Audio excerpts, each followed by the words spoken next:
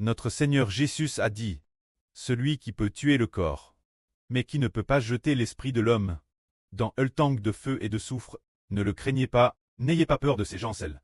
Qui faut-il craindre alors? Ce qu'il faut craindre, c'est celui qui a le pouvoir de tuer le corps de l'homme, et qui a aussi le pouvoir de prendre l'esprit de l'homme, pour le jeter dans un tank de feu et de soufre, c'est dire Dieu. Frères et sœurs, comprenez-vous? Qui peut prendre l'esprit de l'homme, et le jeter dans un tank de feu et de soufre? C'est Dieu Jéhovah.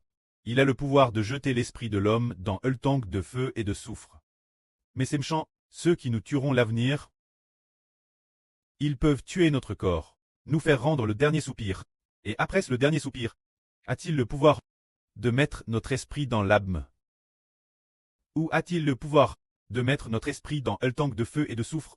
Ils n'ont absolument aucun pouvoir. Ils ne peuvent pas voir leur propre esprit l'île nue, ni voir l'esprit des autres. Après avoir tué quelqu'un, quel pouvoir? Il ne peut plus rien faire. Ne craignez pas de telles personnes, parce que, pourquoi n'avons-nous pas peur de la mort, ni peur d'être tués? Parce que nous comprenons que le corps ne compte pour rien. Madame, si l'on n'est pas tué, en vieillissant l'avenir, le corps finira par mourir. Le corps vieillira également et mourra, ou mourra de maladie, ou mourra pour diverses raisons. Mais c'est l'esprit de l'homme qui est important. De quoi devons-nous nous soucier? Se soucier de l'esprit qui habite l'intérieur du corps. C'est cela que nous devons racheter. C'est ce que le Seigneur Jésus-Christ veut racheter. Aujourd'hui, nous ne cessons de parler de la vie. Chaque jour, nous parlons de la vie chaque jour. Est pour que les frères et sœurs se soucient de nos organes internes, des yeux, des oreilles, du corps extérieur. Pas du tout. Le Seigneur Jésus n'est pas venu pour racheter notre corps. Il ne s'agit pas de racheter ceux du frère Héber, corps extérieur imparfait. Ce n'est pas pour racheter le corps. Il veut racheter l'esprit de l'homme. Il rachète l'esprit qui habite l'intérieur du corps. L'esprit intérieur est ce qui nous appartient réellement.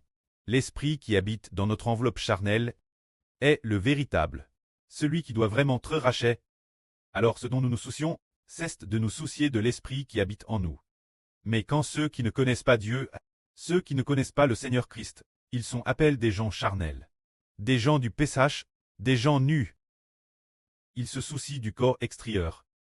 Ils se soucient du corps extérieur, s'il est beau ou non, si le corps est en forme, s'il est en bonne sang, si les yeux voient clair, si les cheveux poussent bien. Comment est l'apparence? C'est ce dont ils se soucient. Mais nous, les rachets, ces enveloppes charnelles n'ont aucune importance. Car ce corps vit tout au plus quelques décennies avant de mourir et de ne plus exister. Cependant, l'esprit intérieur décide si nous pourrons ressusciter l'avenir.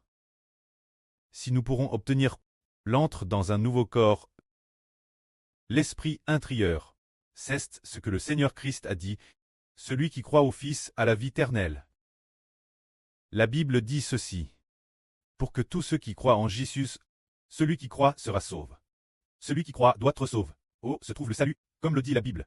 Celui qui croit et qui est bâti sera certainement sauvé, une fois qu'on a cru dans son cœur et confesse le Seigneur de sa bouche, et qu'on a été bâti, alors son propre esprit est sauvé. Quand son propre esprit, il est par le Saint-Esprit et l'Esprit du Seigneur. Plan l'intérieur. L'intérieur de son propre esprit. Sont écrits deux signes. Un signe porte le nom de l'agneau Seigneur Jésus. Quand l'autre signe, il porte le nom de Dieu l'Éternel. Seul l'Esprit qui habite en nous. Et celui qui doit être racheté, une fois qu'on a cru. Alors notre esprit est placé sous le nom de l'agneau du Seigneur Christ et du Saint-Esprit. C'est pourquoi, le moment venu, nous ressusciterons d'entre les morts. Et au moment de la foi, nous avons reçu un esprit nouvellement erré. Pour que cet esprit nouvellement erre soit en nous. Pour que notre vie, les qualités de l'esprit intérieur, ressemblent de plus en plus Dieu, ressemblent de plus en plus au Seigneur. Si les qualités intérieures d'une personne ressemblent Dieu, ou bien au diable, cela dépend de l'esprit qui est en lui. Si une personne commet des mauvaises actions, c'est parce que son esprit intérieur n'a pas encore été racheté. Il appartient encore l'esprit du diable. Mais une personne qui a fait toutes sortes de bonnes choses, de bonnes choses, qui a fait toutes sortes d'actes de justice et de bons, c'est parce que son esprit a été racheté. Il est déjà devenu un fils sous le nom de Dieu et du Christ. Ah, son esprit appartient au nom de Dieu, du Seigneur et du Saint-Esprit.